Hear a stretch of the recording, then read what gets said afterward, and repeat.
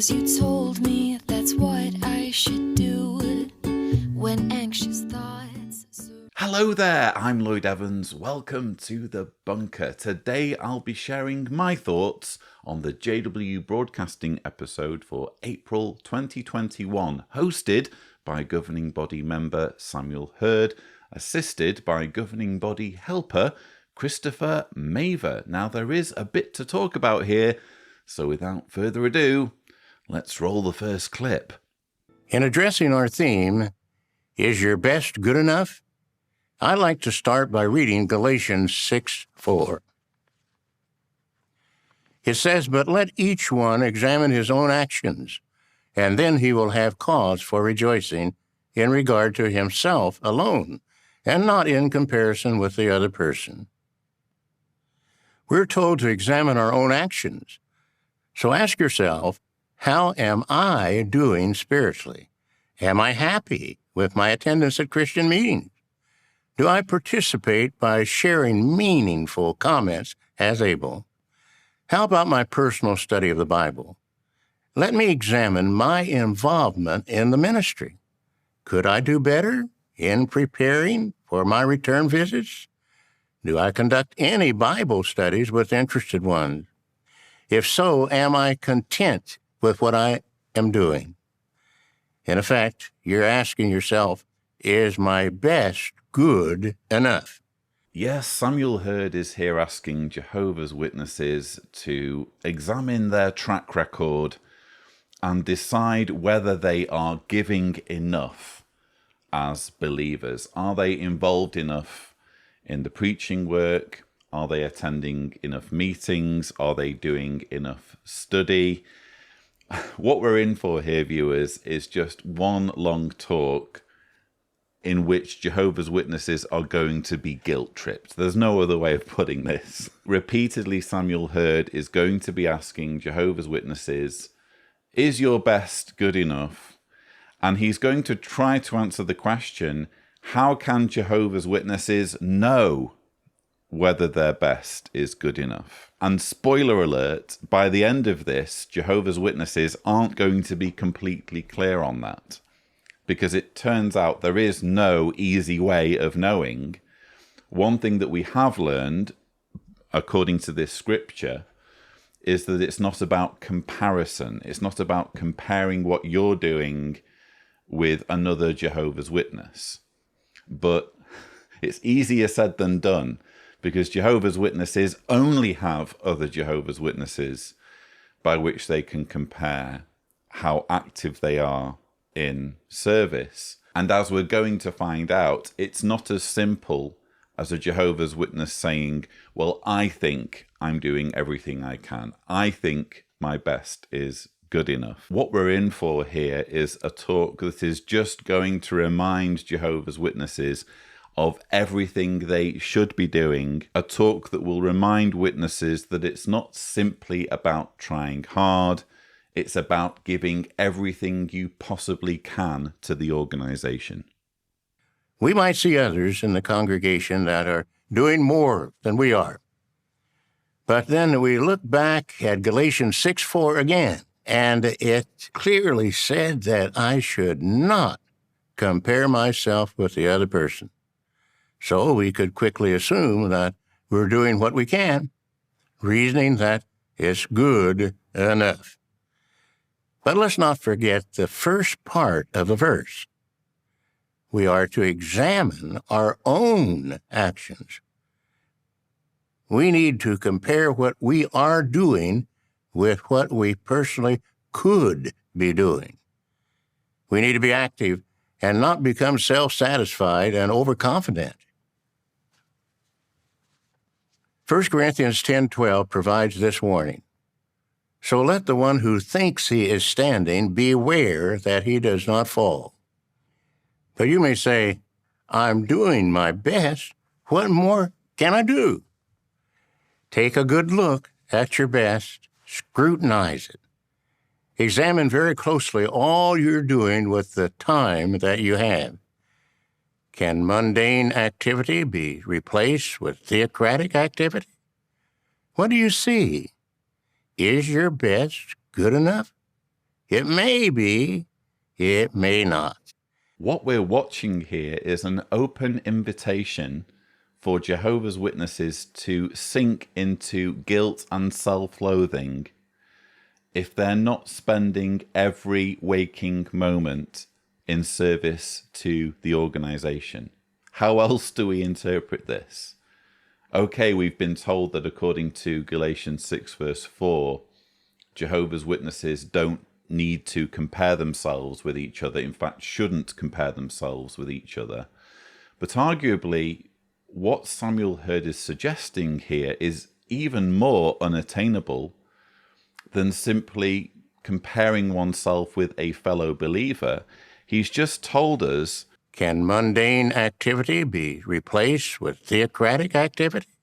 Samuel Hurd, people need the mundane activity. People cannot realistically be spending every waking moment serving you and serving your organization. How dare you hold people to such a ridiculous standard, telling them that they're being self-satisfied and overconfident if they're not serving you fully. He also says, we need to compare what we are doing with what we personally could be doing. Well, it's physically possible, I suppose, that a Jehovah's Witness could spend every waking minute either preaching to people, going to meetings, preparing for meetings, or doing personal study. It's physically possible, I suppose, that they could literally do nothing but that between sleeping, you know, studying their watchtower on the toilet perhaps, or eating food while they're doing their meeting preparation, preparing food, cooking while they're doing something theocratic. It's possible, I guess, but is it advisable? Is that a healthy way for someone to live? To literally do nothing but activities that are to Samuel Hurd's benefit or to the benefit of the governing body? Is that a healthy way to live? When I look at myself as someone who is no longer one of Jehovah's Witnesses, I guess it's personally possible that I could swim the English Channel. I am 41. I'm not morbidly obese. I guess with a bit of practice and a bit of training, it would be possible that I could attempt to swim the English Channel. Would it be advisable for me to swim the English Channel? Well, that's another story, isn't it? Because without decrying those who do swim the channel, without wishing to in any way shame long-distance swimmers, it's a dangerous pastime, quite frankly. People have died attempting to swim the channel. It wouldn't be much of a consolation, would it, if I did attempt to swim the channel, let's say because I felt it was my duty, I felt it was my obligation for some reason to do it because it was physically possible for me to attempt to swim the channel.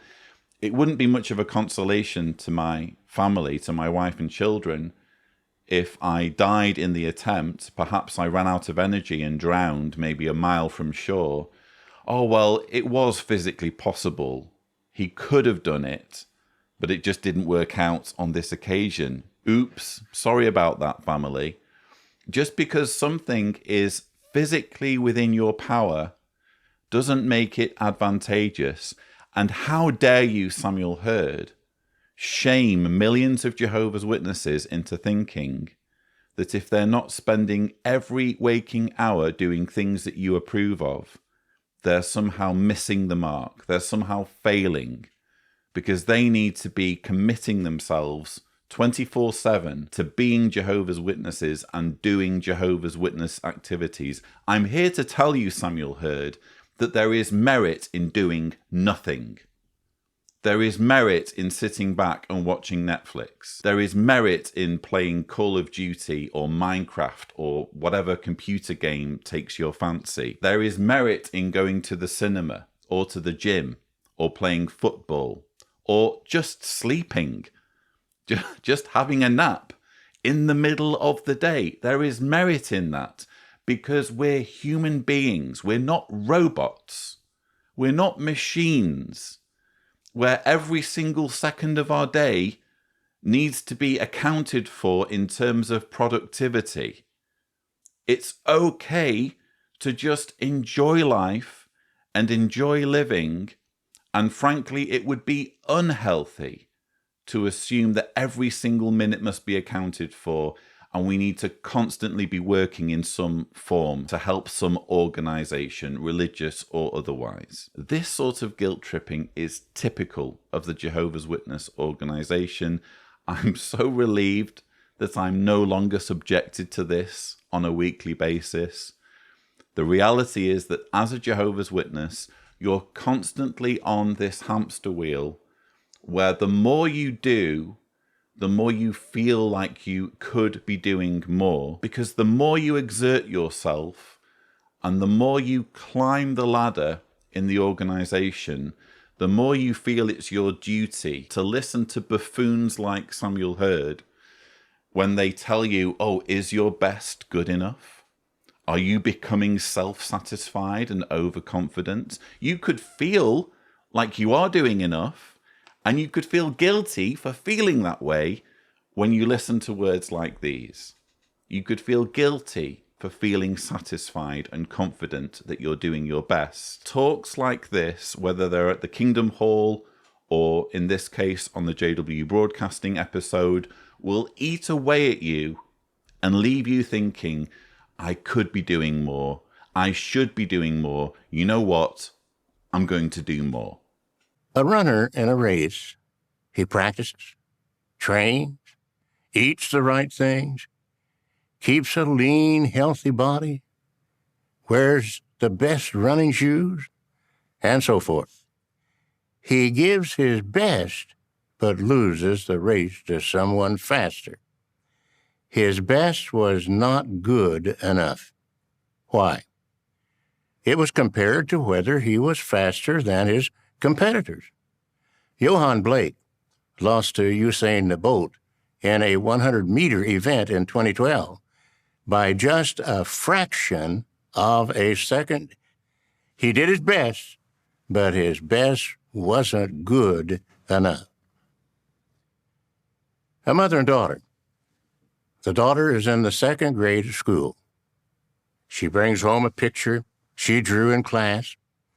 The teacher had put a B- on the picture. The daughter shows it to her mother, and the mother crosses out the B- and puts an A+ on it. She then tapes the picture on the refrigerator. What is the difference between the teacher and the mother? The teacher compares the student to other classmates of her age. The mother grades her according to her best, not in comparison with others. Jehovah does not compare your best with the best of others. Remembering that we are dust, Jehovah never asks more of us than we can give.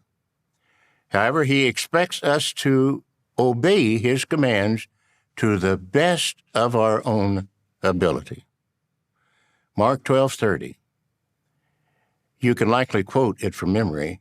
Verse 30 says, you must love Jehovah your God with your whole heart and with your whole soul and with your whole mind and with your whole strength.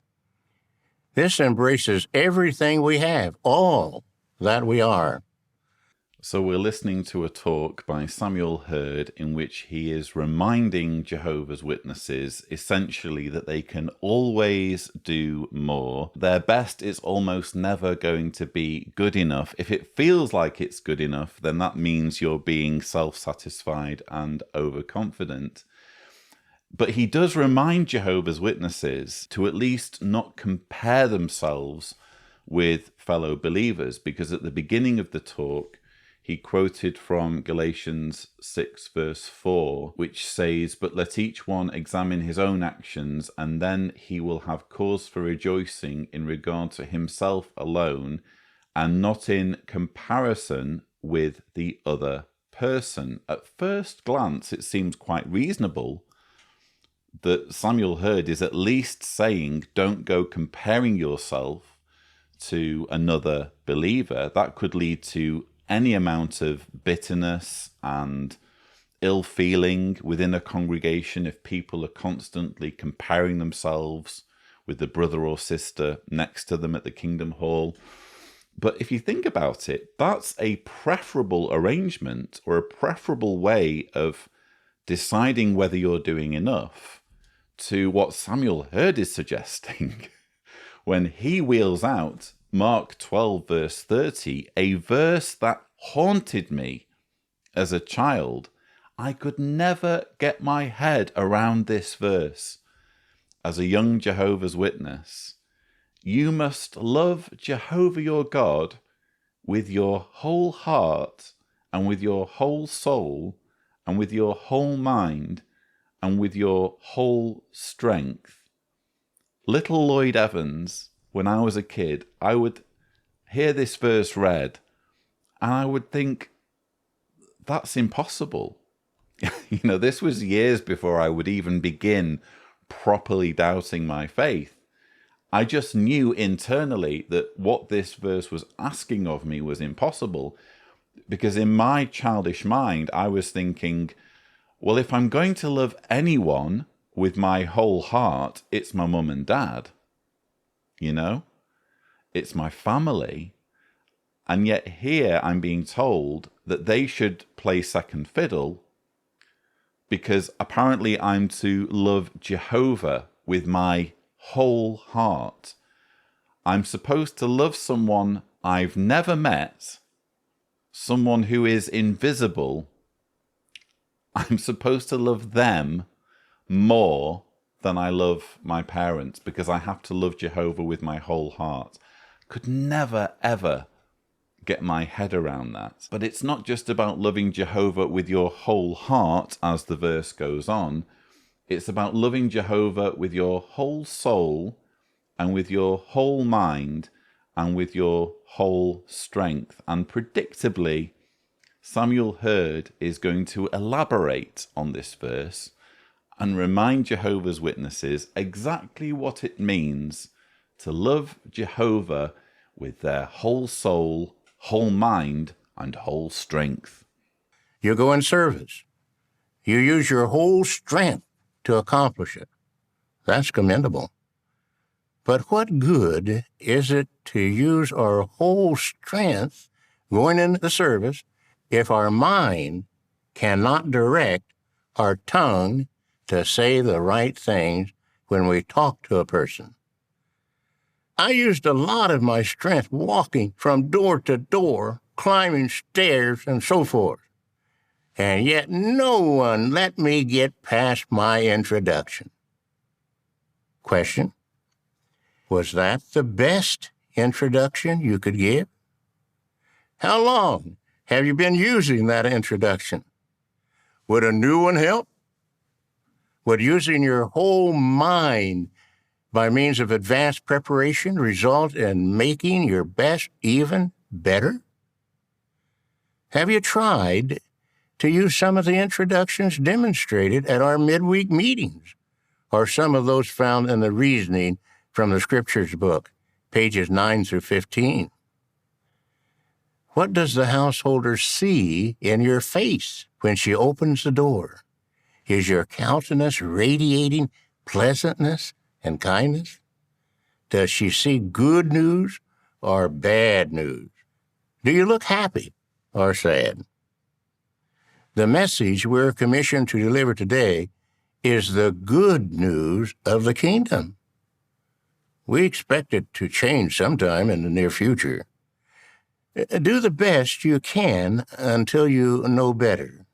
Then when you know better, you can do better. Thanks for that cute one-liner, Samuel Hurd. When you know better, you can do better. Yeah, I'm sure that took you a while to come up with. B- on that one. Wow. Well, the more I listen to this, and this is the third time I've listened to it now. I did my first watch and then my preparatory watch to single out this segment, and now I've just watched it again just as I'm giving my thoughts. Each and every time I hear this particular part of Samuel Hurd's talk, I think this man is just oozing a patronizing and condescending tone, isn't he? He's essentially sneering at 8 million Jehovah's Witnesses and assuming they're all completely incompetent when it comes to the preaching work, or in some other way letting him down.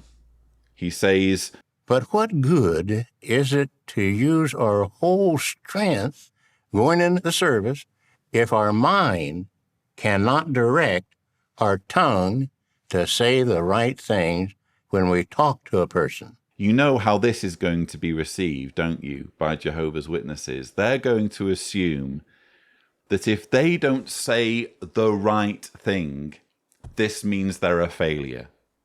This means they are failing to live up to the words of Mark 12, verse 30, which sets this impossible standard, as I've discussed. They are failing to love Jehovah with their whole heart, soul, mind, and strength if they go preaching, exerting maximum effort, spending hours and hours walking up and down streets trying to reach people. All of that counts for virtually nothing if they don't say the right things when they're talking to a person. There's just this ever-increasing list of ways in which Jehovah's Witnesses can be failures, isn't there? Even when they're doing their very best, Samuel Hurd's going to think of a way that they're failing. We heard earlier in his talk, Can mundane activity be replaced with theocratic activity? are you doing things other than theocratic activities in your life? Well, you need to replace those with theocratic activities. How dare you be spending parts of your day doing things that don't benefit me, Samuel Hurd, in some way? There's that unrealistic expectation. And now there's also the impossible standard of you need to always be saying the right things, the things that we approve of when you're preaching, when you're trying to recruit people into the organization that we're leading, when you're trying to recruit new followers of ours. We'd appreciate it if you say the right things. And it's not just about what you say, it's about how you look and indeed what your emotions are. Because Samuel Hurd says, Is your countenance radiating pleasantness and kindness? Does she see good news or bad news? Do you look happy or sad? if someone looks happy or sad, what are they supposed to do about it, Samuel Hurd? What you're effectively saying here is don't you dare be sad, if you think about it.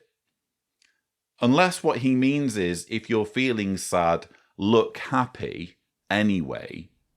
You should be deceiving the householder. If you're having a bad day, and if you're bored, and if you're exhausted, and if you're down, look happy anyway, because we need to trick people into thinking that this is the good news and that it's a great thing to become a Jehovah's Witness. So please make sure that your countenance is radiating pleasantness and kindness, even if you're sad, even if you're unhappy.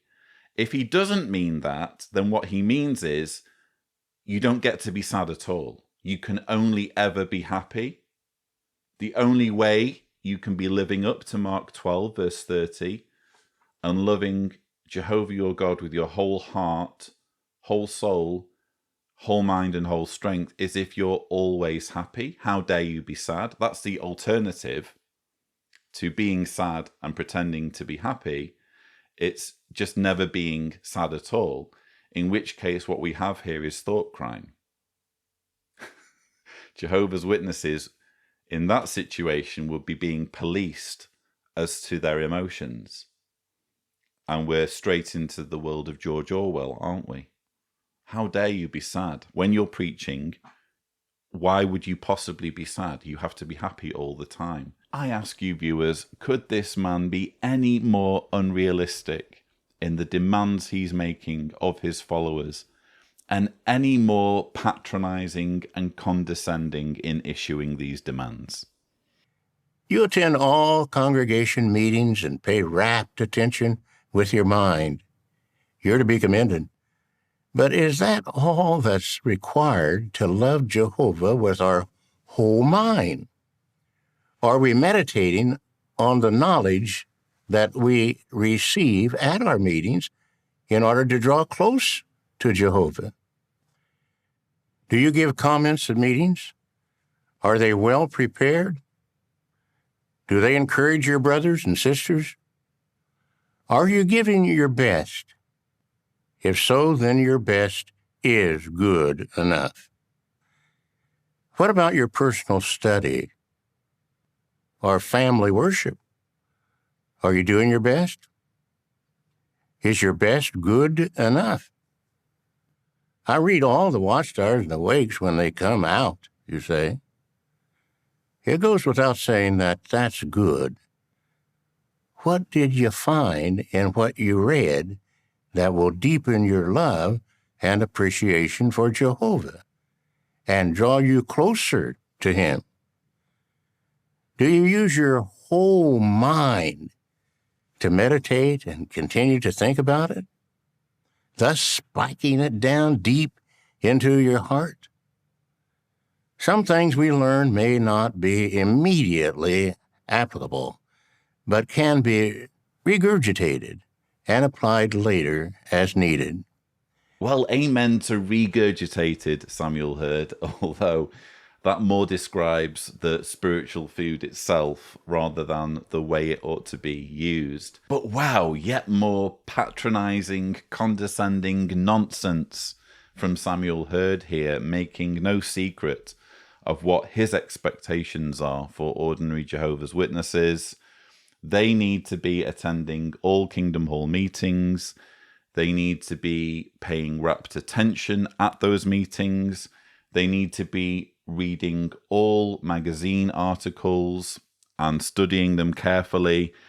But even that, hypothetically, could represent a failure if they're not meditating enough. And this is a word that just gets routinely rolled out by Jehovah's Witness leaders, by Watchtower in its publications and in its propaganda. Meditation. Are you meditating, brother or sister, on what's being said here? What they mean, of course, is, are you, as Samuel Hurd said, regurgitating? Are you just going over the same stuff again and again and again with the assumption that doing that will allow this material to make more sense to you? And having those feelings of self-loathing and guilt if you're not deriving meaning from it, if you're not finding some personal application. Oh, well, that's your fault. It couldn't possibly be that this repetitive nonsense makes no sense. It has to be you. If you're not finding a meaningful application in your life, if you're not able to answer the questions that we ask when we're delivering this material, well, that's on you. That's your fault. It couldn't possibly be that it's just manipulative propaganda and it doesn't necessarily make any sense to begin with. But the whole tone, I just can't get over how condescending and sneering this man is. I can only hope that I'm not the only one here, viewers. I can only hope that when Jehovah's Witnesses are watching this April JW Broadcasting episode, they're going to be thinking, come on, this is the best that the organization has got right now during a pandemic in terms of spiritual food. The best that they have is to just remind us that we should be doing more, and that if we're not ticking all of the boxes that Samuel Hurd would like us to tick in terms of meditating, we're somehow failing in our basic love of Jehovah. We're failing to love Jehovah with our whole heart, mind, and strength. Are you giving serious attention to the spiritual needs of your wife and children? Yes, you have a family worship most weeks. That's commendable. Do you prepare well for it, or just throw something together at the last minute? What if your wife just threw something on the table for dinner each evening without giving any thought to the health needs of the family? Think. Is your best good enough? We can slop a pig and he'll enjoy it, but give the same garbage to a cow and she'll ignore it. Why are we considering is your best good enough? It's only as a reminder to look at what we think to be our best in what we're doing for ourselves, our families, and our spiritual brothers and sisters. And remember, our best is not compared with the best of another brother or sister. Only Jehovah knows when we're doing our best. He is a righteous and fair judge. Our knowledge, even of ourselves, can be faulty due to inherited sin. Therefore, it's wisdom on our part to keep examining ourselves to see where we might improve. So, is your best good enough? I'd like to think it is. What do you think? Where do we even begin with this madness? We start off with the sexism there. Samuel Hurd talking about the obligation of family heads, of husbands, to do the family study, to make sure the family is being well fed spiritually. And the comparison he gives is of a wife who just slaps food down on the table without thinking carefully about whether it's healthy or nutritious. Apparently, it's just the wife's responsibility to do that. And when she serves the food, she can't just slap it down on the table just because she's maybe having a bad day. She's got to serve the food gracefully, like some kind of waitress.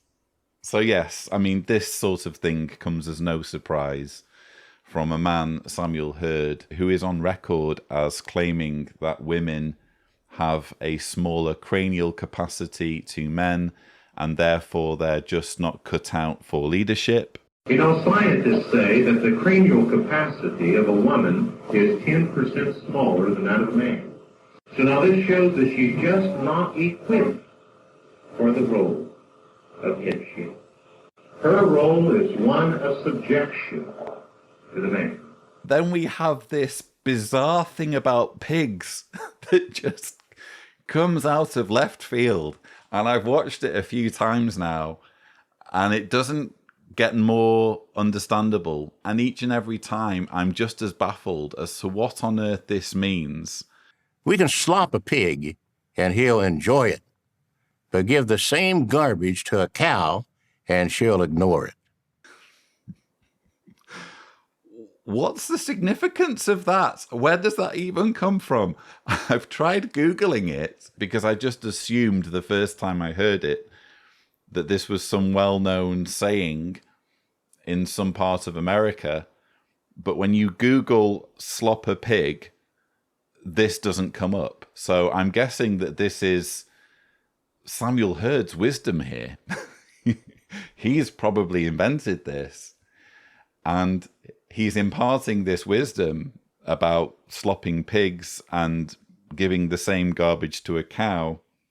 And I guess he's thinking that this is so cool that it will stick and it will become like this well-known expression that will be handed down from generation to generation. And people will say, oh, have you heard the wisdom of Samuel Hurd about slopping pigs? Seriously, I just don't know where that has even come from. And it goes without saying, this is supposed to be spiritual food. And this is the sort of nonsense, this is the sort of garbled rhetoric that just gets smuggled in to these JW broadcasting episodes. This apparently is spiritual food at the proper time that people need to be hearing. We can slop a pig and he'll enjoy it, but give the same garbage to a cow and she'll ignore it. Well, I think I'll ignore that, quite frankly, because it makes no sense. And I will also ignore, quite frankly, everything that we've heard in this talk, in which Samuel Hurd has just been trying to send Jehovah's Witnesses on one long guilt trip by making them all feel as though they're failing in some way. That's what all of this amounts to. Is your best good enough? How do we know whether your best is good enough? What's our objective standard? How can we reach any kind of satisfaction whatsoever, knowing that we are doing our best as Jehovah's Witnesses? Well, all we've had in answer to that question are mixed messages. So is your best good enough? I'd like to think it is. What do you think? Only Jehovah knows when we're doing our best. Are you giving your best? If so, then your best is good enough. Our knowledge, even of ourselves, can be faulty due to inherited sin. This, again, ladies and gentlemen, is spiritual food. It's blatantly self-contradictory. On the one hand, Samuel Hurd is saying, I'd like to think you are giving your best. And if you feel as though you're giving your best, then you are. And then on the other hand, he's saying, of course, only Jehovah really knows whether we're giving our best or not, because he's perfect and we're not. And our knowledge of ourselves could be faulty and unreliable and not something that we can make any firm statements based on. So he's just all over the shop, quite frankly. That whole nonsense about slopping a pig was appropriate, if only to describe this talk that's just all over the place in terms of logic, no clear message, just endless guilt tripping and condescension and making Jehovah's Witnesses feel inferior and as though they should be doing more, making them feel as though they need to be meditating more, even if they're making it to all the meetings and even if they're reading all the Watchtower magazines, shaming them over whether they look happy, shaming them on whether their countenance is pleasant or not when they're on the ministry. It's not enough to spend hours and hours trying to recruit people to become followers of Samuel Hurd and his pals. You need to be happy. You're not even in control of your emotions as a Jehovah's Witness. It's the good news, so pucker up. You've got to look the part when you're trying to indoctrinate people. And don't you dare think that you get to spend your time doing mundane things as a Jehovah's Witness. Every waking hour must be spent, if possible, if physically possible, must be spent doing things that Samuel Hurd approves of. It's depressing, really, to think that there will be Jehovah's Witnesses taking this seriously and hating themselves because they are inevitably falling short in some way of these impossible standards. What would you like to be known for? In the first century, a servant of Jehovah named Philip was known as the evangelizer. In the following dramatization, we'll learn how Philip earned this reputation and what we can apply from his good example.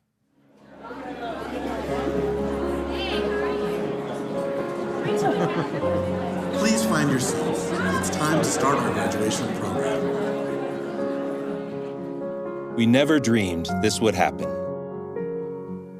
This is a very special day all of us have been anxiously waiting for.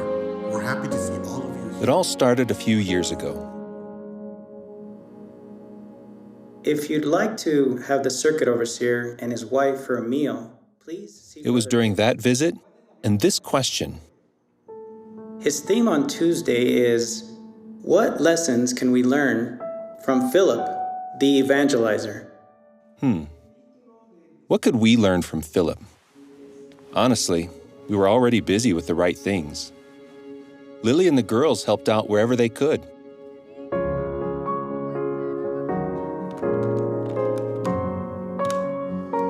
I worked on Kingdom Hall maintenance projects.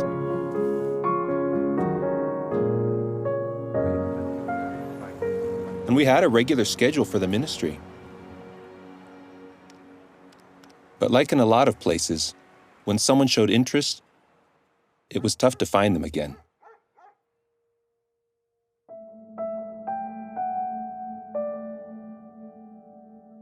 I wondered if our spiritual routine needed an update.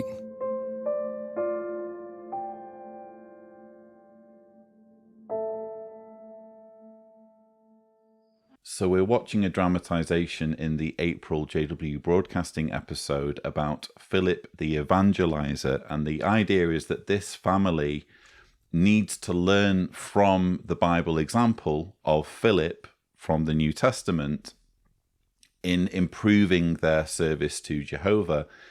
And we've just had a clue there of how they're falling short in some way, because even though this is apparently a super duper family of Jehovah's Witnesses who are doing everything that's expected of them, there's still more that they can do. And this fits in perfectly with the talk that Jehovah's Witnesses will just have seen in the April episode, where Samuel Hurd is just reminding them every which way that they are failures unless they're living up to his impossible expectations. Well, the expectation here is that you should be prolific in your ministry to the point where everyone you encounter who expresses an interest, you should be visiting them enough so that they're home inevitably at some point when you call back. That's what this guy is doing wrong here. So when he suggests that, oh, there could be room for improvement perhaps, even though I'm regular in my preaching, I guess it's not quite regular enough, because when I call back as my schedule allows, as my work pattern allows, I'm missing people. I'm not able to speak to them. What he means is I need to be doing less work somehow so that I'm more available, so that I can call at more times of the day and therefore get more people at home and be more prolific in recruiting people into the organization.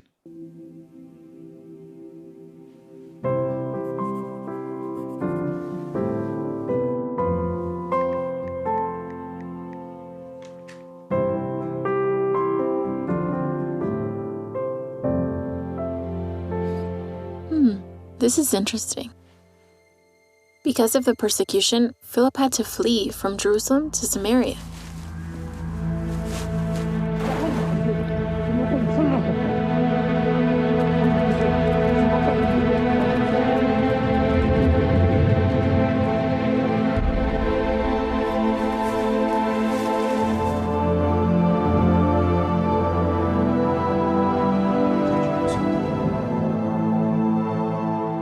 Samaria hadn't accepted the word of Jehovah yet.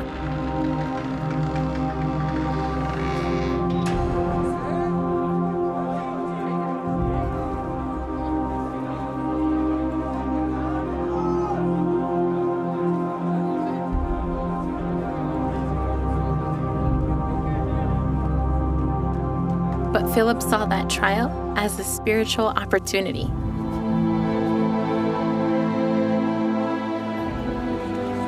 Samaria was largely untouched by the preaching work. Philip declared the good news zealously, and many believed and got baptized. But sometime later, an angel spoke with him. he told Philip to get up and go to the south.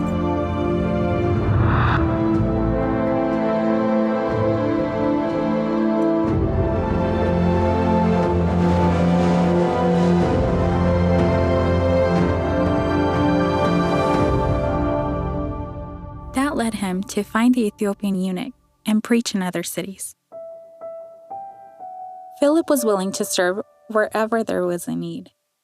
And he always kept that evangelizing spirit. Some 20 years later, he was still known as the evangelizer. So the clear message here for Jehovah's Witnesses is that they need to have the evangelizing spirit like Philip, and like Philip, they need to be willing to serve wherever there is a need. That's the message that the organization wants Jehovah's Witnesses to take home from this dramatization. But I find it very interesting for another reason. You have this scene depicted where an angel visits Philip, flooding the house with light. That's apparently what angels do. That's how you know it's an angel, because there's lights everywhere. Therefore, it must be an angel. Anyway, Philip gets visited by an angel, and the angel instructs him to go south, and he ends up meeting the Ethiopian eunuch. Watchtower wants us to think about this story. They want Jehovah's Witnesses to think about this in terms of what it entails for their careers as evangelizers. I'm fascinated by this for another reason, because if you think about it, what we've just seen here contradicts the organization's narrative about the governing body. We've had an individual in the 1st century, a 1st century Christian, being sent on an assignment not by the governing body, but by an angel. And yet, as recently as the 2020 annual meeting, Tony Morris was getting on stage or getting on camera and telling millions of Jehovah's Witnesses that 1st century Christians needed a governing body in Jerusalem to tell them what to do. Contrary to some who oppose Jehovah and the earthly part of his organization and claim there was no governing body in the 1st century, and hence they see no need for a governing body today, a governing body was formed at Pentecost of 33 CE, more than 18 centuries before the Pennsylvania Corporation came into existence. At first, the governing body consisted of 12 apostles. Its number was enlarged later, for the apostles and older men in Jerusalem were taking the lead. Now notice, then indeed, the congregations continued to be made firm in the faith and to increase in number day by day. Isn't that beautiful? There was a governing body. They didn't have a need for legal entities to advance the kingdom work in the 1st century, but they did indeed need a governing body. They did indeed need a governing body, they being 1st century Christians. Well, it looks like at least one 1st century Christian didn't need a governing body, because Philip is here taking his instructions directly from an angel. So why have a governing body? Why is a central ruling authority in Jerusalem needed if people like Philip and people like the Apostle Paul were receiving their instructions directly from heaven? Why have a governing body? I love this about the organization, because they're liars. And the thing about lying is the more you do it, the more your lies start to unravel. Because your lies have to correspond with each other. Your lies have to match up. And inevitably they won't, because they're fiction. You've made it all up. And inevitably, the more lies you tell, the more your lies aren't going to corroborate each other. So Tony Morris, in the annual meeting, there was a governing body because that's what Christians needed. And here we are in the April broadcasting episode. Yeah, At least one Christian in the first century didn't need a governing body to tell him what to do because he received his instructions direct from the angels, telling him where to go and where to preach.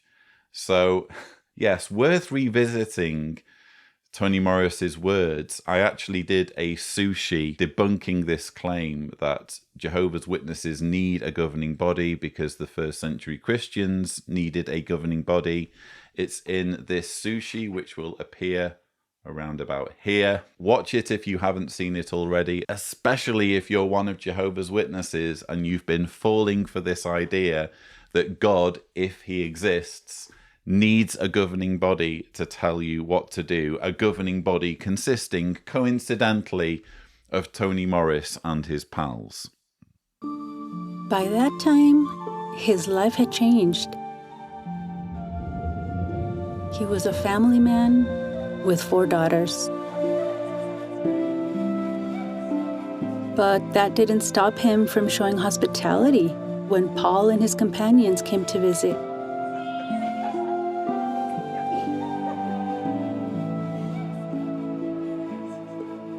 Visits like that must have been full of spiritual lessons for his daughters.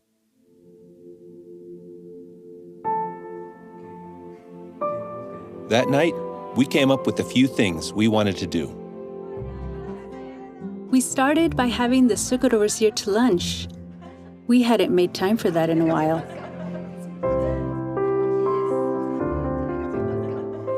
Alex and Carla's experiences made the girls excited to reach their own spiritual goals.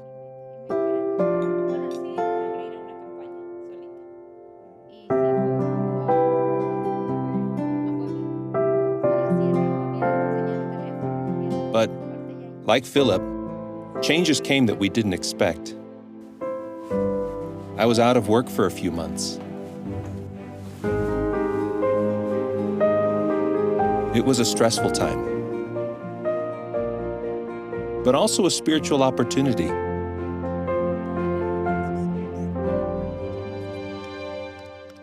I could visit people at different times of the day.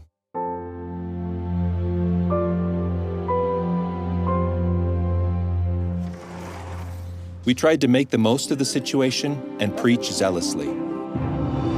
Like Philip.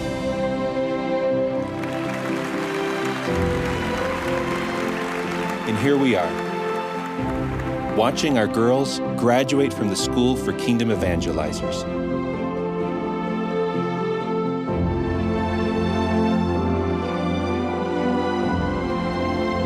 Those few lessons made a big difference for this family of evangelizers. So this goes back to what I was saying earlier about this guy doing his best in the preaching work, having a spiritual routine where he was fully involved in trying to recruit people into the Jehovah's Witness religion, fitting it in with his work schedule, but ultimately finding that because he was calling at certain times, he wasn't able to find people at home when he called back for whatever reason. And this was a failing on his part. This was an area in which he could be doing more. And now at the end of this dramatization, we find out what it was that he should have been doing more. First of all, we find out that he should have been having the circuit overseer round for lunch, because the circuit overseer could remind him and his family of all the fabulous opportunities there are for those who are reaching out. Opportunities, by the way, that are considerably more abundant if you happen to be a man, because it's not like girls can be circuit overseers. I'm not sure how helpful lunch with a circuit overseer is from that perspective. If you're a girl and you're sat there listening to all these anecdotes about how fabulous circuit overseer life is, and your only way of achieving this life, of becoming a circuit overseer's wife, is to marry a circuit overseer. That's the standard that they should be reaching to. They should be looking to marry a circuit overseer if they want to be invited to people's homes to regale others with these encouraging stories. That's the role model. That's the ultimate example that they should be reaching for.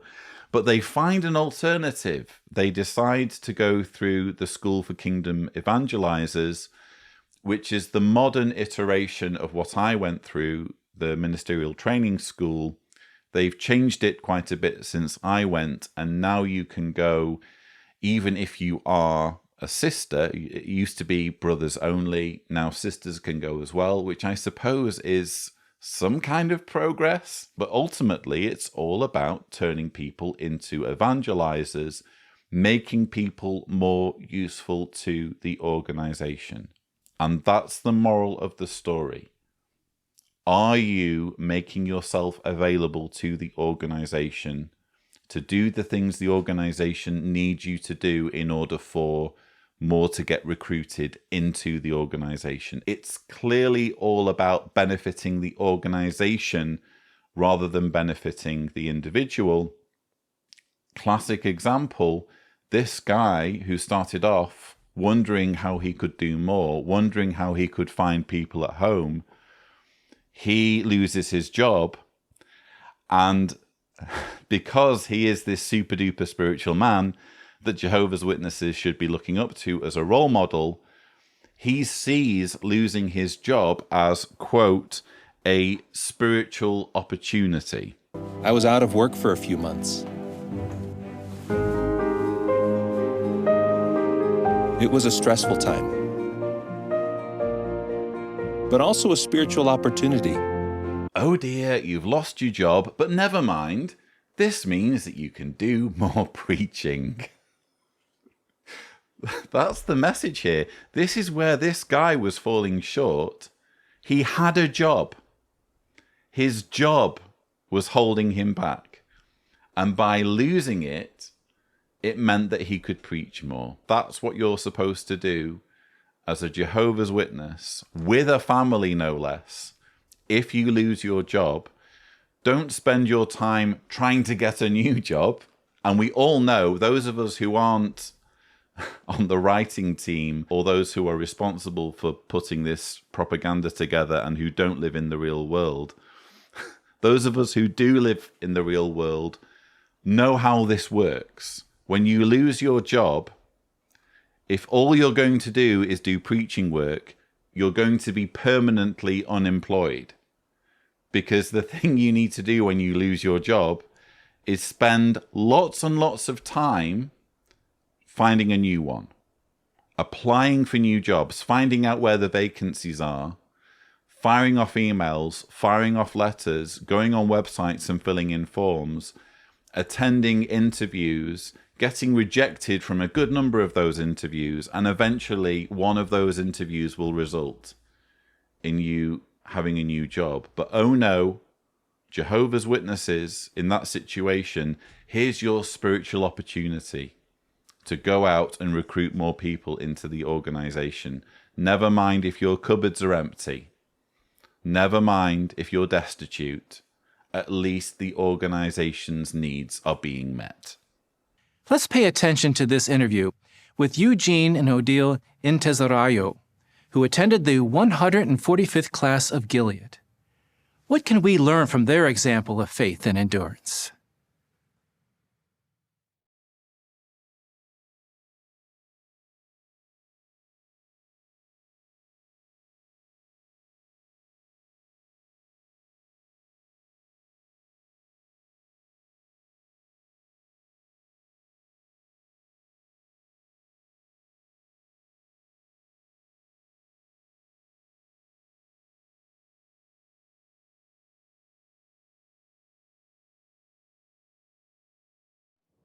With us today, we have Eugene and Odile Intezarayo.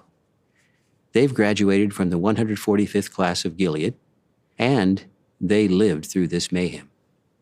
Odile, now your family is Tutsi.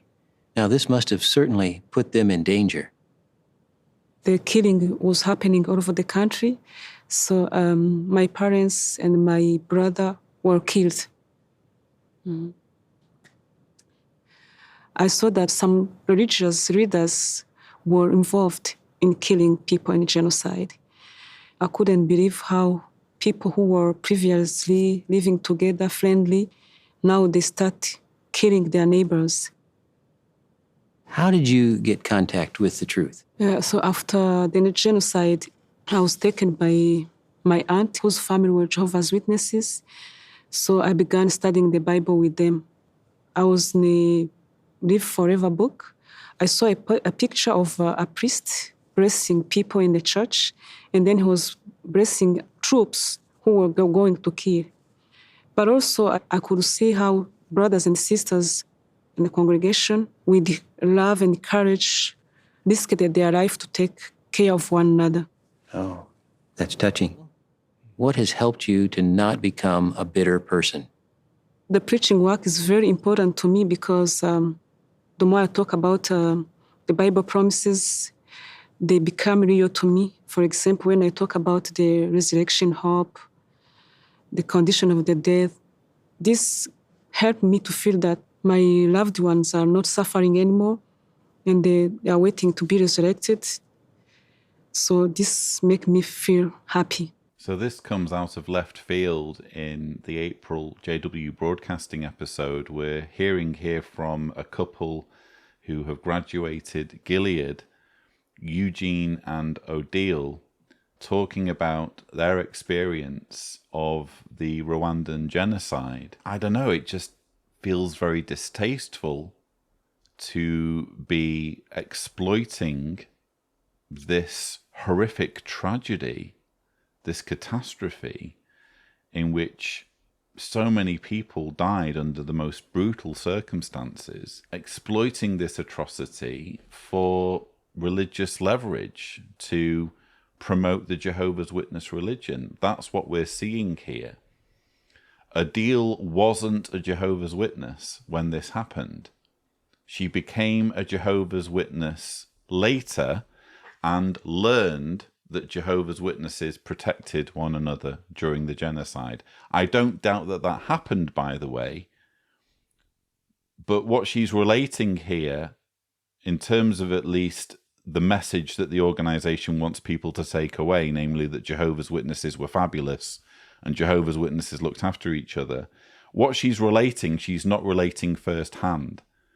That part of the story is what was told her when she was being recruited into the Jehovah's Witness religion.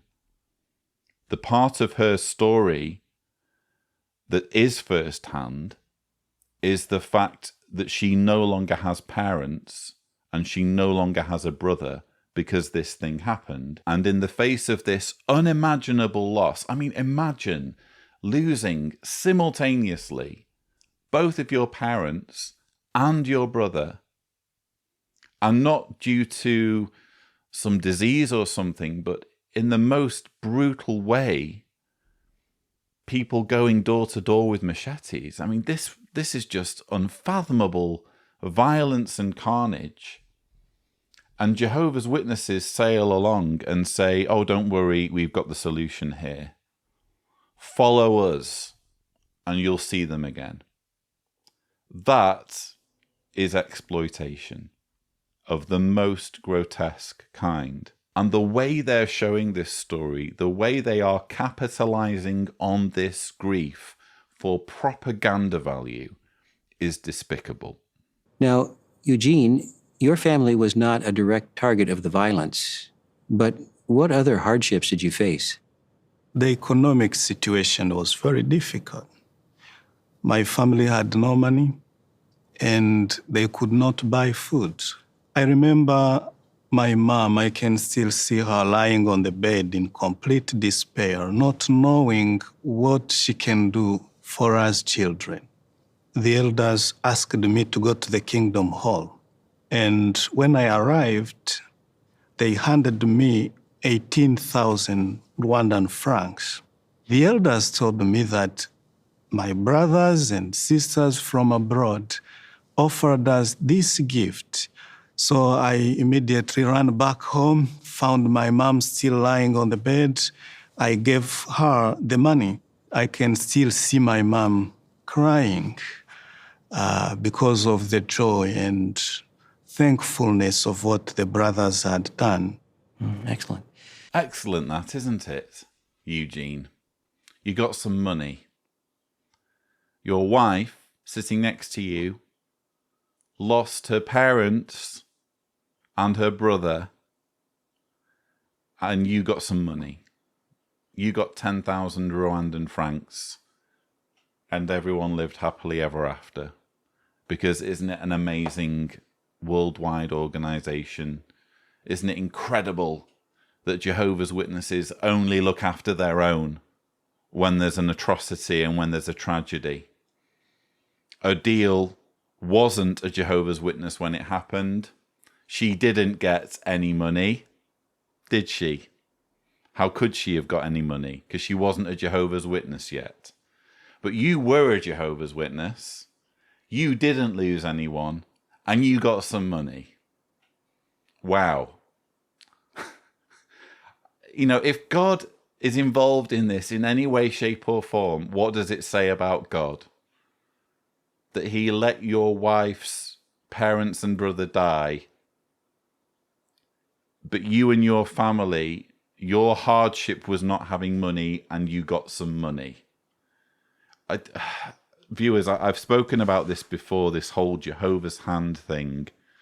I just find it so distasteful in situations not involving barbaric and brutal loss of life, but especially in the context of the Rwandan genocide. How can they possibly string all this together and expect everyone to love the organization because of this? That's what this is about. Our organization is the best. The churches of Christendom are the worst because they were involved in the genocide. If you think about it, this is the narrative. This is the spin that they're putting on this. You know, most people, when they look at a tragedy or an atrocity like the Rwandan genocide, they feel compassion and they feel sympathy. And they ask, how can we make sure this doesn't happen again? What can we do practically on the ground in Rwanda? How can we help communities so that there can never again be a situation where one man turns on another man, where neighbors who were previously friends had nothing but affection for each other, where all of a sudden they feel as though they've got to kill each other because that's what their tribe requires them to do. How can we stop this from happening in the future? What political efforts can we get behind? What initiatives, what community initiatives can we introduce to make this less likely in the future?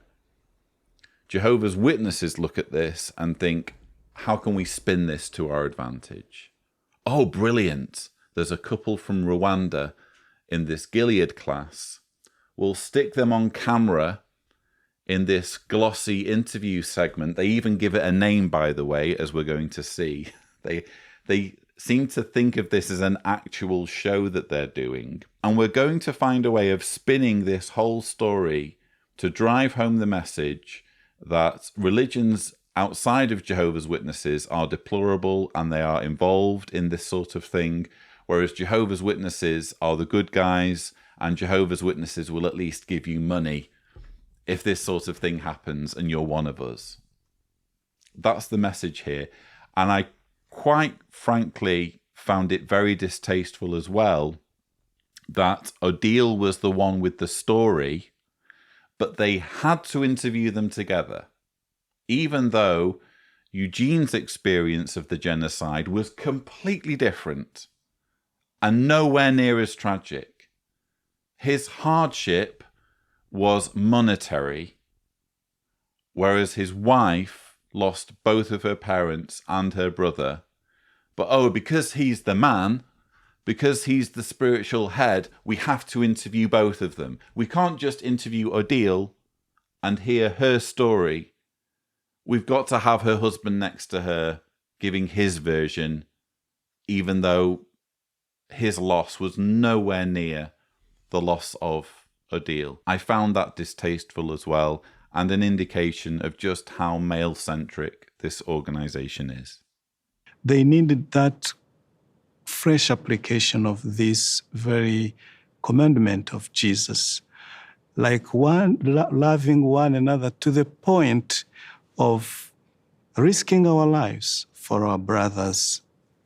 Being here in Gilead has reminded me of that fact, that I really need to love my brothers and sisters as Jesus loved us. You brothers and sisters in Rwanda have given us a wonderful example of courage and faith and love. Please know we love you all very much. Thank you.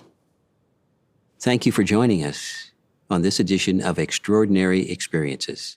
Yes, this has to be my all-time favourite edition of Extraordinary Experiences, that well-known talk show that we're all familiar with.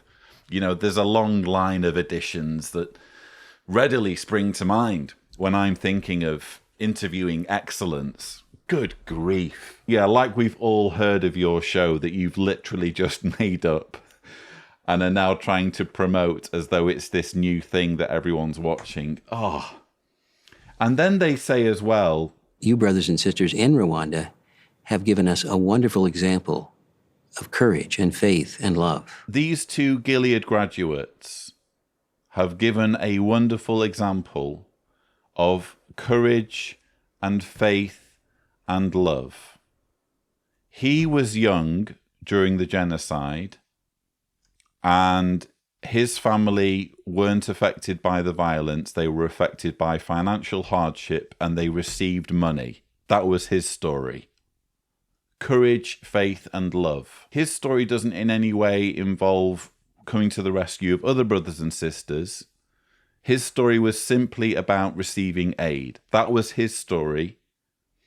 And his wife's story, which was infinitely more interesting, and frankly, he was clearly only there because he's a man, and how can we possibly have Odile appear on camera without her husband by her side? Her story involved her mother and father and brother dying when she wasn't even a Jehovah's Witness. Courage, faith, and love, apparently, is what her story shows, even though she wasn't a witness during the genocide. She just became one later. Once she no longer had her parents, by the way. She no longer had her parents to stop her from being exploited by a cult, which is what ended up happening.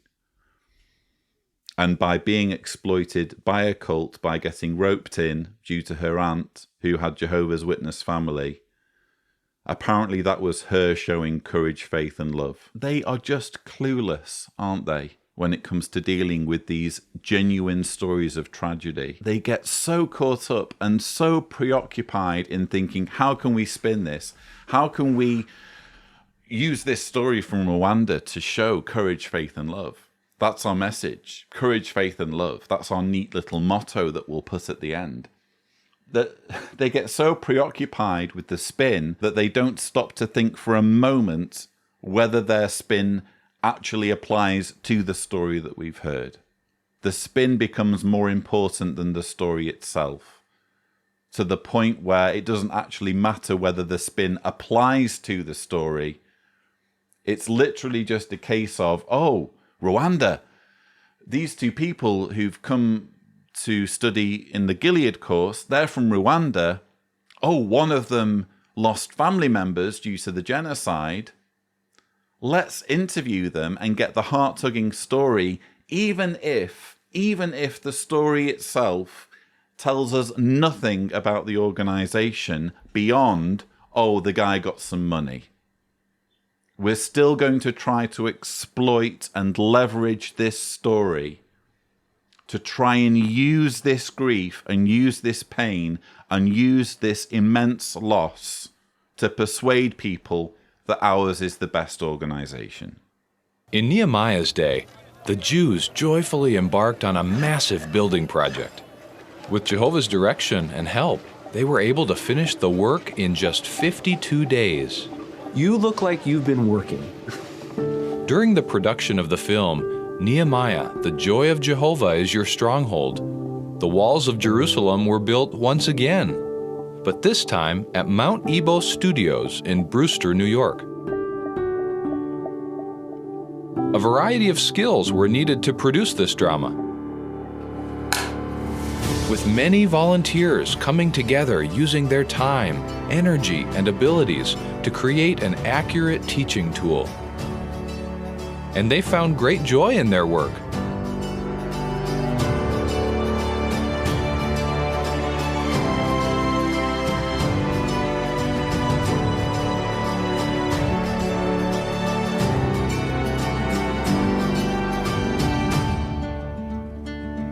Good planning was needed right at the start of production. Every day began with a scriptural discussion and prayer. The costume and makeup departments prepared the actors to appear on set.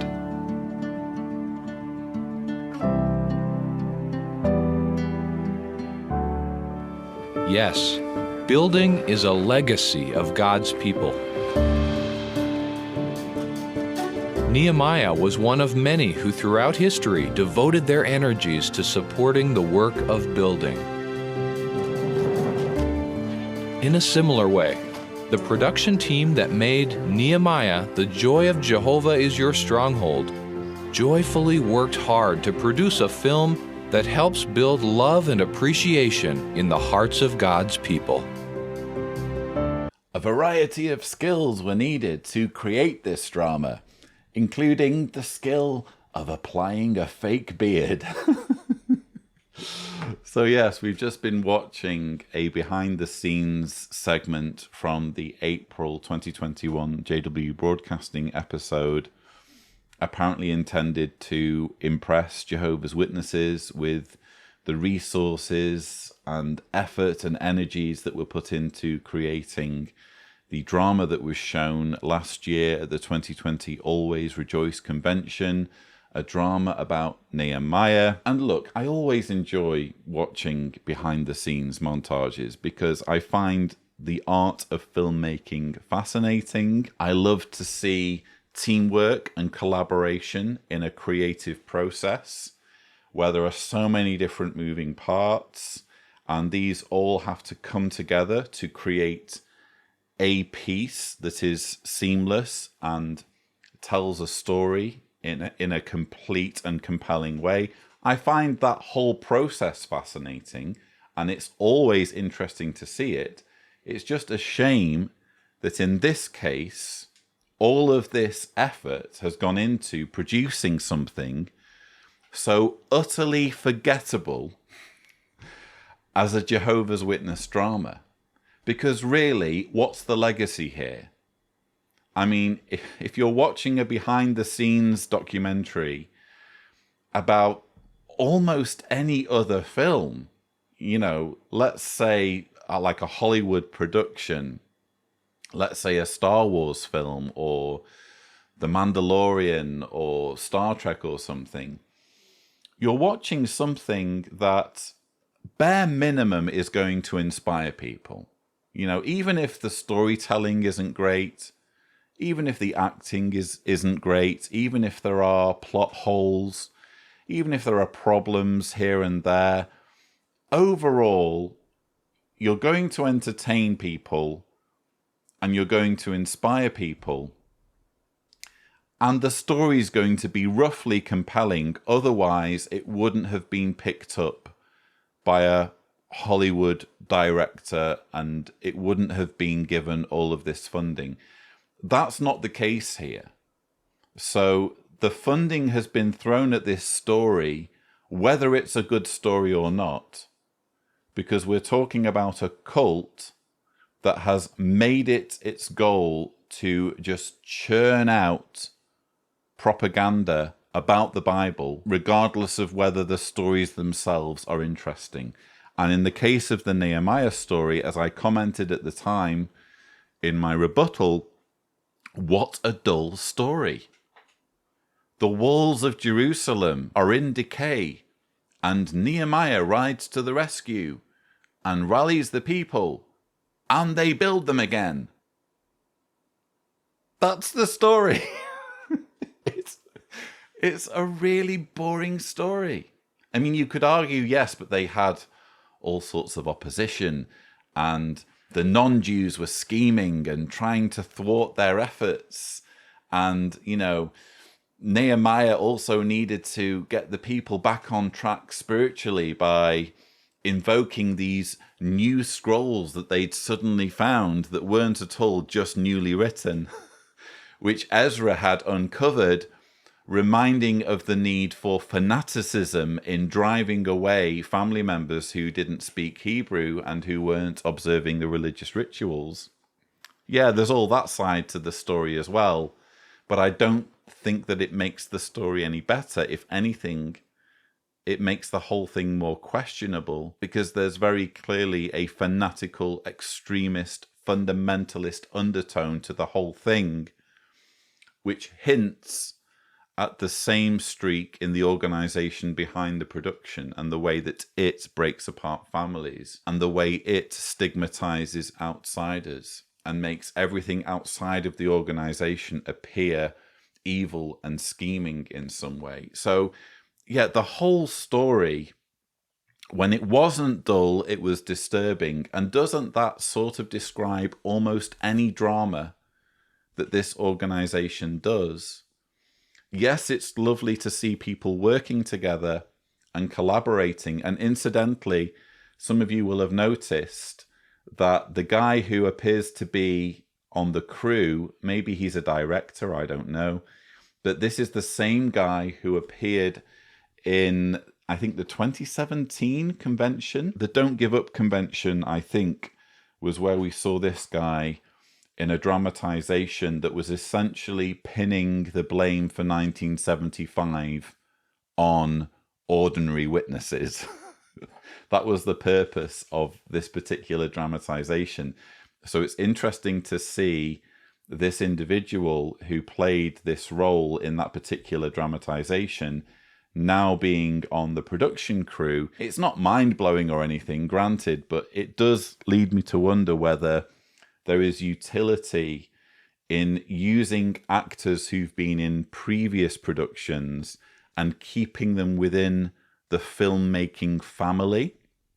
Because what you absolutely don't want when you're producing this video propaganda is for someone who was so visible in appearing in a role in one of these dramas to later wake up, perhaps because they've been sidelined and they're not being used anymore, and they feel like they've been cast adrift.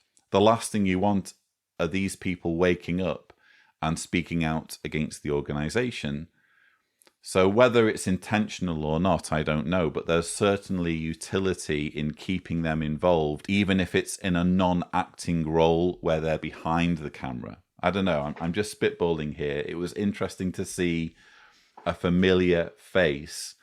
But yes, ultimately, it's kind of sad in a way that all of this effort and all of this skill and all of this talent is being ploughed into something as instantly forgettable as a film about a dull Bible story. We learn from good examples like Nehemiah and many others. But as we'll see in our next video, we also learn important lessons from those who made poor decisions.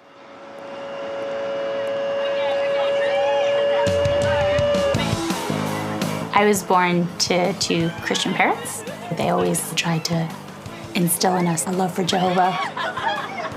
But I felt quite lonely growing up, and I felt like I didn't have people who wanted to do the same things. The lifestyle, the way they spoke, the music they were listening to. And so for me, the real struggle was, where do I stand? Where are my boundaries going to be set? It's really hard, because it could be the difference between having a friend and not having a friend. Over the years, I've talked to several who perhaps drifted a little bit in the truth. And that unfortunately happened to some of my friends. And nobody is immune to the pressures of the world. I was born and raised by Christian parents. So all through my childhood and teenage years, I was happy serving Jehovah. But it got a little bit harder when I started to work. People at work would ask to do social activities with them, go for a drink and things, but there were men who would asked me to go out with them. It's flattering when someone shows interest in you. So it was nice, but it was hard to have to constantly remind yourself, well, you know that this is not going to be successful. You know this person doesn't love Jehovah. I remember one day I drove into a parking lot and I just prayed to Jehovah with tears in my eyes, and I said, this is too hard. This is just too hard. The people that were my friends are starting to leave the truth. I feel quite lonely, but I want to serve you. After that prayer, I went home. I spoke to my mom, and she got really quiet, and she just looked at me and said, anything Jehovah tells you is to benefit yourself. And it clicked in that moment that Jehovah was saying to me, I love you. I will carry you through this time, and you'll see that there'll be all these blessings that open up to you, and you'll have a really wonderful, colorful life, but you have to hang in there. This is fascinating and quite ironic, because what we have here is a segment in the April JW Broadcasting episode with the message, really, hang in there, as we just heard. Jehovah's Witnesses, you need to hang in there. Don't you dare wake up to the fact that you're in a cult and drift away and start to think for yourself and live outside of the organization, outside of its control. We want you inside. We want you compliant. We want you following our direction. You've got to hang in there. Don't be led astray. And they're pitching this message by including the stories of people whose Jehovah's Witness experience growing up was obviously crappy. They were obviously miserable. I mean, this girl that we've just been hearing from describes crying by herself in a car park because she was struggling so much with not having friends. And this is the problem, by the way, when you grow up in the Jehovah's Witness religion. You're only allowed to really have friends who are fellow believers, meaning that if there isn't really anyone of your age, or there are few people of your age in your congregation, you're going to struggle. It's going to be difficult for you to have friends. So I can relate to this, that I've been through this situation where you're lonely. There's no one really for you to hang around with because of this intensely insular nature of the organization where everyone on the outside has to be distrusted. And this is all on full display. They're not ashamed of any of this. They even include the example there of the sister who is talking about people at work making romantic overtures. And she's like, oh no, I wouldn't dream of getting into a relationship with someone who doesn't love Jehovah. So straight away, anyone watching this JW Broadcasting episode who isn't a Jehovah's Witness should be taking notes. This is how fanatical this organization is. If you become a Jehovah's Witness, you can only have Jehovah's Witness friends, and you can only consider other Jehovah's Witnesses for dating or marriage. Even though it was hard, I resisted the temptation, but someone close to me who faced the same pressure gave in and ended up leaving Jehovah. When I heard that she was disfellowshipped, it just completely hit me so hard, because you really are just worried about what is going to happen with their future. After a while, she did come back to Jehovah. She's raising a child on her own.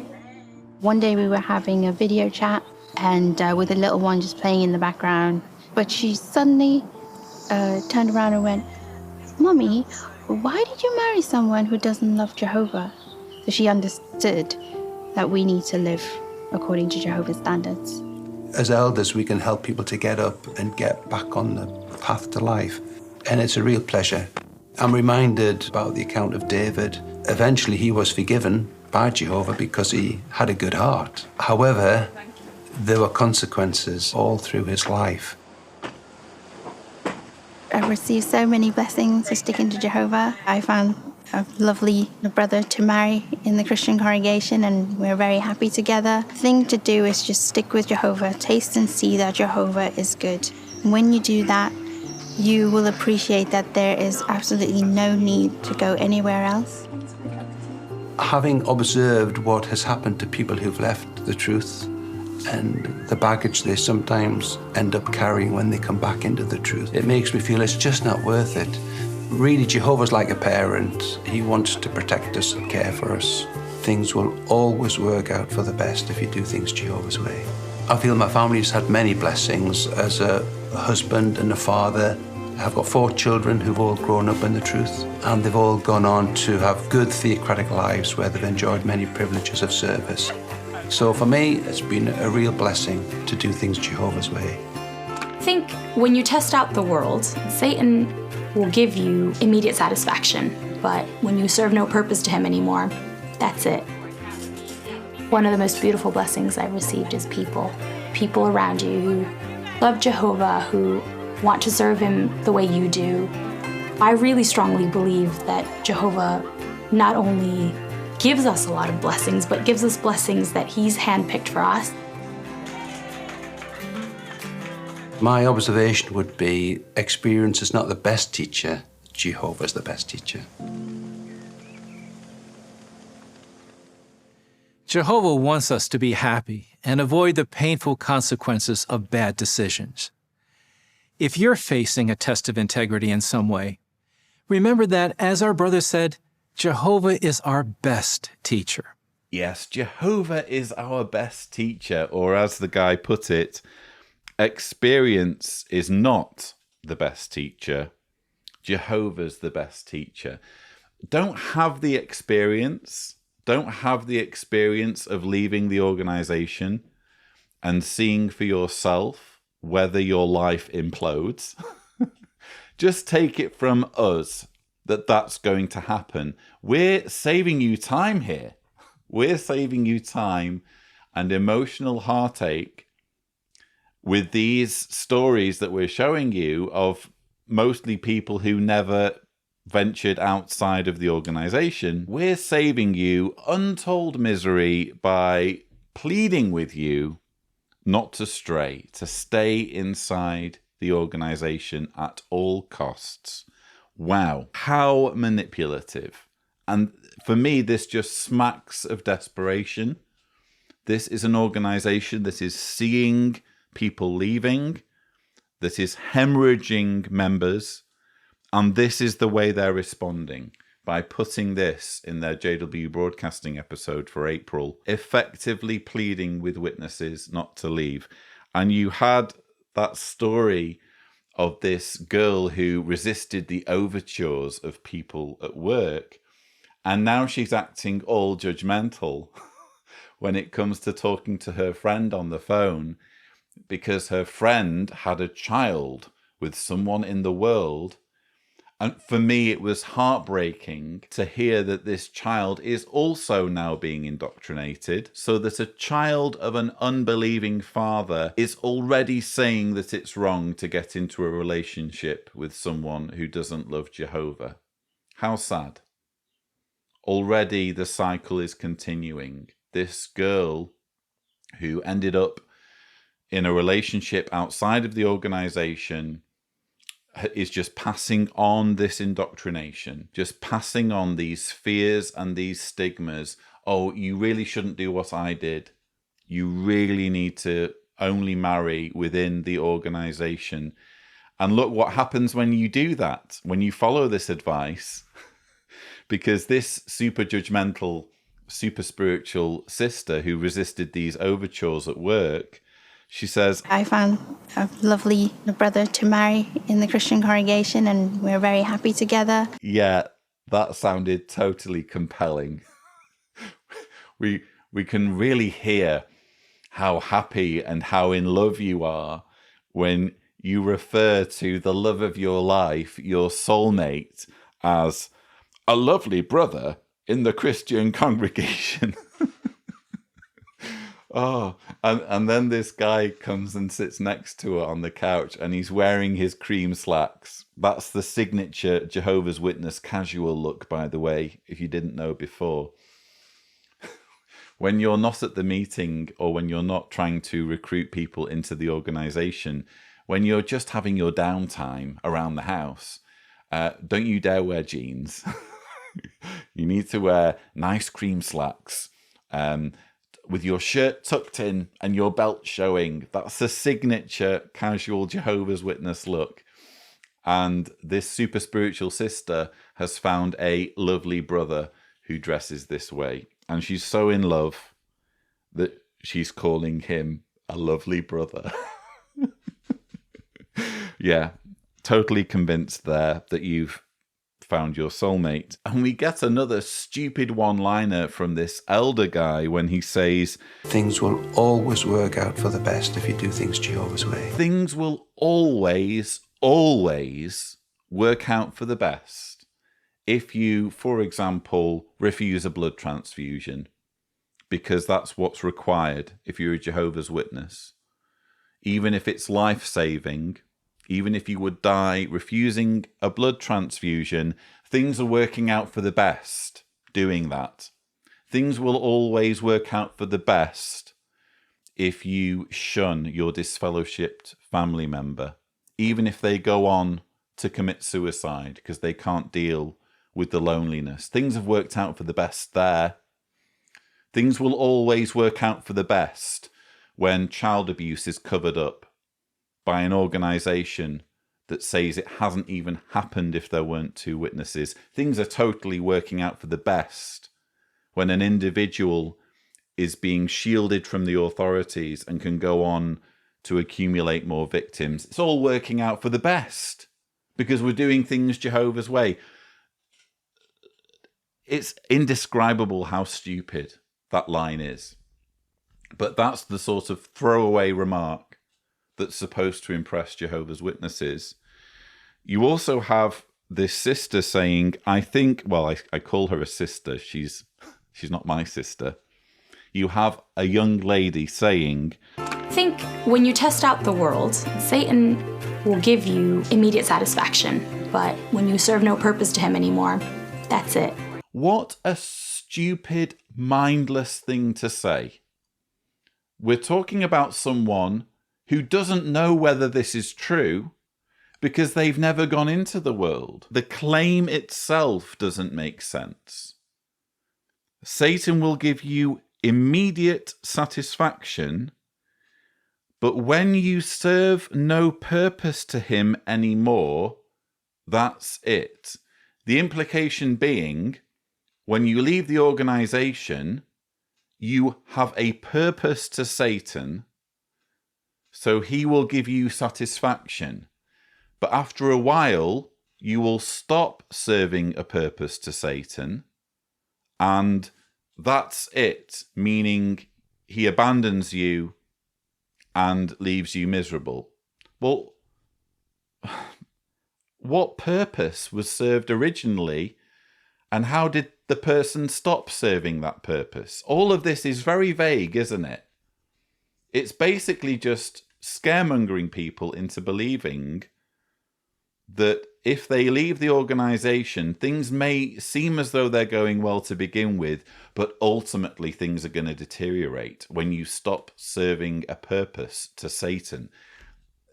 Just total scaremongering, isn't it? The reality is that things could go well or not well, and quite often when things don't go well, it's because the young person is ejected into the world, having been disfellowshipped, or for some other reason, and they are completely unequipped to deal with the world, to function in society, because they've gone their entire childhood being manipulated into thinking that Satan's world is out to get them. They're distrustful, they're naive, they don't know how to function, and as a result, they suffer more because of the way they've been trained to think of society in general. It creates this self-fulfilling prophecy. So, the whole thing, viewers, was just enraging. But I suppose we should look on the plus side, which is that this is clearly an organization in utter desperation. If this is the sort of manipulative nonsense they are foisting on Jehovah's Witnesses. Of course, If we're to learn from Jehovah, we have to allow him to teach us. We must let him mold us. This was the topic of a recent morning worship by Brother Gary Breaux. Our scripture here, Isaiah 64, verse 8, clearly establishes that Jehovah God is the potter, the great potter, in fact, and we are the clay. Now, in what way is he molding us? Well, one way is through adjusting our Christian personality. Now, how does he do that? Well, he uses his word, the Bible, his Holy Spirit, and the Christian congregation. Well, if you look at Galatians chapter 5, in verse 19, it talks about the works of the flesh. And then in verse 22, it refers to the fruitage of the Spirit. Works of the flesh, fruitage of the Spirit. The qualities that are listed there as fruitage of the Spirit are not the result of some sort of program we get into to adjust our character, but it's the operation of God's Spirit upon the individual. It's this tremendous force and power from Jehovah God that moves us in certain ways. It may be to recognize Scripture, to listen to counsel. Yes, we need to pray for his Holy Spirit so we can develop those Christian qualities that Paul mentions. So when you look at verse 22, one of those qualities is kindness. How important is that for the Christian personality? So when the great potter looks at us, does he see a need for adjustments in the way we display kindness to others? See, are we praying to Jehovah God, please, Jehovah, help me develop this fruitage of the Spirit? I can think of some Jehovah's Witnesses who could show more kindness, specifically the governing body and their minions like Gary Breaux, who incidentally is head of the service department and therefore presiding over the industrial scale cover-up of child sex abuse. I don't think that's very kind, quite frankly, Gary. In fact, that's putting it mildly. It's unfathomably cruel, frankly, to be putting so many children at risk from pedophiles that you are keeping covered up. And here you are on the April JW Broadcasting episode in a morning worship talk extolling the virtue of kindness, which apparently comes about as a result of adjusting our Christian personality, which is another way of saying getting indoctrinated as a Jehovah's Witness, falling under the mind control of the governing body. That's what he's talking about here when he's referring to being molded by the great potter. And I found it interesting when he said, the qualities that are listed there as fruitage of the Spirit are not the result of some sort of program we get into to adjust our character. No, it's not a program as such. You wouldn't call it a program. It's the force. You're using the force as a Jehovah's Witness. The force of God's Holy Spirit is acting upon you when you become a believer, adjusting your Christian personality, helping you put on the new personality, which is another way of saying changing who you are. Because who are we without our personality? This is something you never think of as a Jehovah's Witness. Oh yes, we're putting on the new personality. We're meeting people and encouraging them to put on the new personality. You don't think for a moment that when you put on a different personality, you become a different person. The clue is in the word personality. If you're changing the way you are, then you're changing you. You are becoming a different person. In this case, you are allowing an organization to control everything about you, including the way you think. Here again, the Bible gives examples of individuals that had kindness. It's the quality in action, so to speak. And in this case, Jehovah God, of course, is the greatest example. Here it is. In Genesis chapter 3, it describes in verse 7 that after Adam and Eve ate the fruit, then they recognized their nakedness. So what did? They sewed fig leaves together as clothing. But now in verse 21, before putting them out of the Garden of Eden into the thorns and thistles, what did Jehovah do? Well, it says, he made long garments out of skin to clothe them. Now that's the ultimate of kindness. See, we want to allow these examples to touch us in ways that moves us to be kind to others. The ultimate of kindness. The ultimate. The best of all time. Not to be outdone by any other act of kindness in history. No, the ultimate of kindness, apparently, according to Gary Breaux, was God giving Adam and Eve something to wear. I notice you're wearing fig leaves, Adam and Eve. Not really practical, is it? Now that I'm ejecting you from the Garden of Eden, tell you what, because I'm such a loving, gracious, kind God who is condemning not just you, but millennia of your offspring to misery and death all over a fruit incident. Because I'm such a kind, merciful God, I am going to give the ultimate display of kindness. Have something to wear. Have some animal skins. Yes, quite stylish animal skins. That's how kind I am. Wow, the wisdom of Gary Breaux, the wisdom of the governing body. This apparently is the sort of spiritual food Jehovah's Witnesses need, and this is what they should consider the ultimate act of kindness.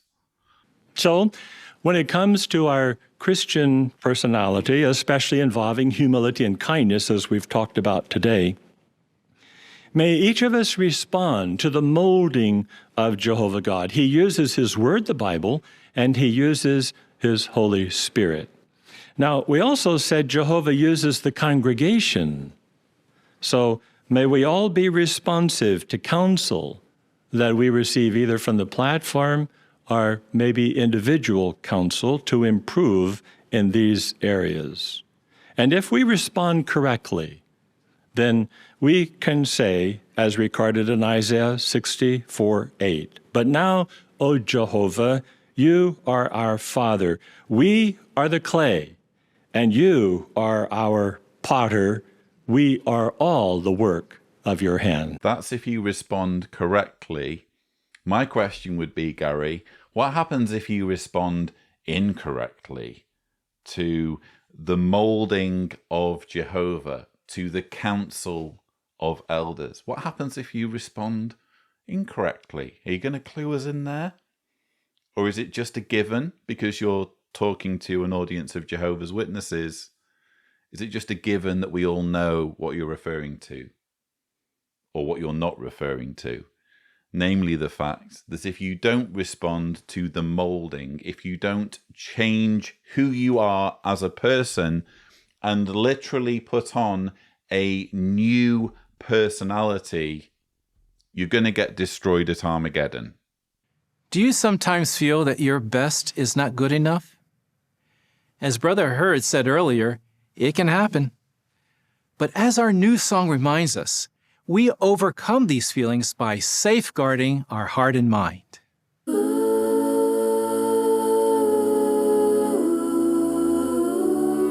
I really want to do what's right, but there's a war inside my mind, doubting if I measure up, wondering if I do enough. I lie awake and pray to you, because you told me that's what I should do when anxious thoughts surround me. Jehovah Father, you tell me to safeguard my heart and safeguard my mind. Stay focused on good things in life. I won't give in to what gets me down. I'll safeguard my mind, and peace will be found. I won't give up pushing away harmful thoughts that come through the day. No need to stress and no need to doubt. Jehovah, I'm glad you gave me a way out. Ooh, you gave me a way out.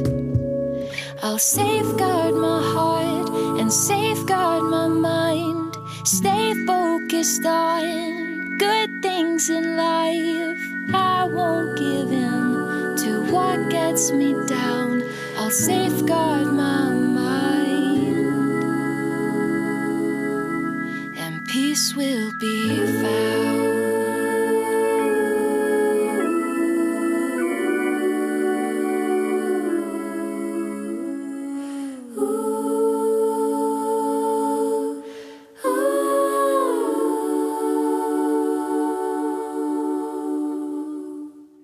What an encouraging song for all of us. Yeah, so encouraging, Christopher Mavor. Wow.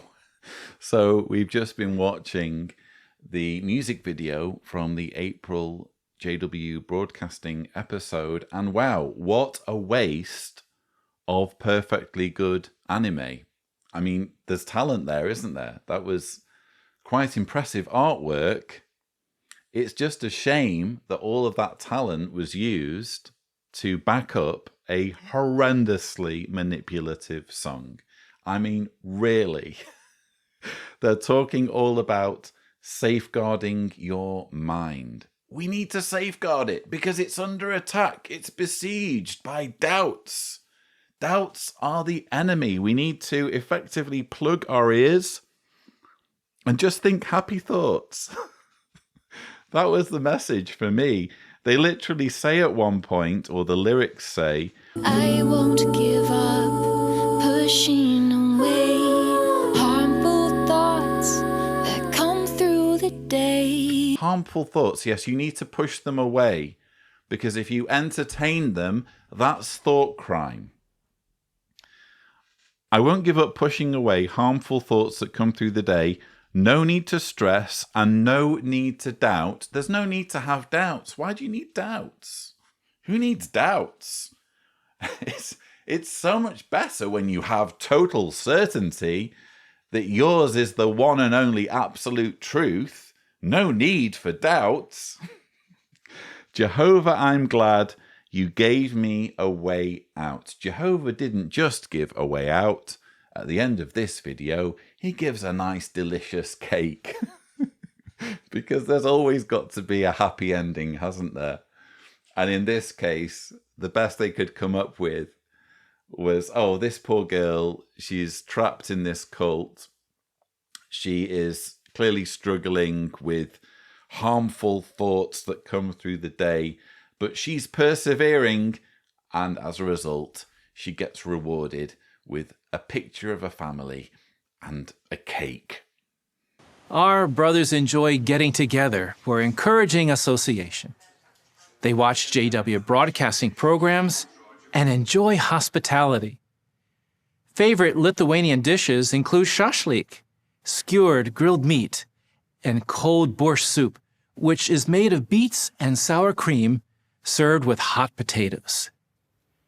Our brothers and sisters in Lithuania send their warm love and greetings. Thank you, Chris. That was an encouraging program. We want you to know we love you, brothers, very much. From the world headquarters of Jehovah's Witnesses, this is JW Broadcasting. Yes, so we're mercifully at the end, and I've included that part at the end. They always have like a video postcard from a different part of the world in each monthly episode.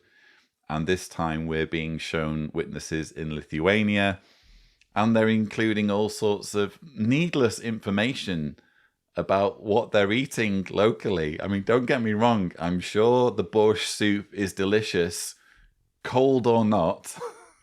But of what relevance is that? How is this spiritual food? It's just mindless drivel, meaningless facts included to reward people, I guess, who've made it to the end of this propaganda marathon. But wow, what a manipulative episode we've had this month. Again, Samuel Hurd just guilt-tripping openly Jehovah's Witnesses and reminding them if they think their best is enough, probably it isn't, because there's only one person who gets to make that call, and it's Jehovah, who coincidentally, by happy coincidence, is being represented here on earth by Samuel Hurd and his pals. And they think that what Jehovah wants is for Jehovah's Witnesses to set aside mundane things in their lives and focus entirely on serving the organization and recruiting new followers who can look upon people like Samuel Hurd as a channel of communication with the Almighty. Just outrageous stuff. And again, openly coercive, openly trying to put Jehovah's Witnesses on this hamster wheel of feeling as though they've never quite made it, they've never quite satisfied everything that's required of them. But that brings us to the end of this month's episode. I hope you found my thoughts helpful. Don't forget to subscribe to the Lloyd Evans channel for more such videos. And as always, thank you for watching. That's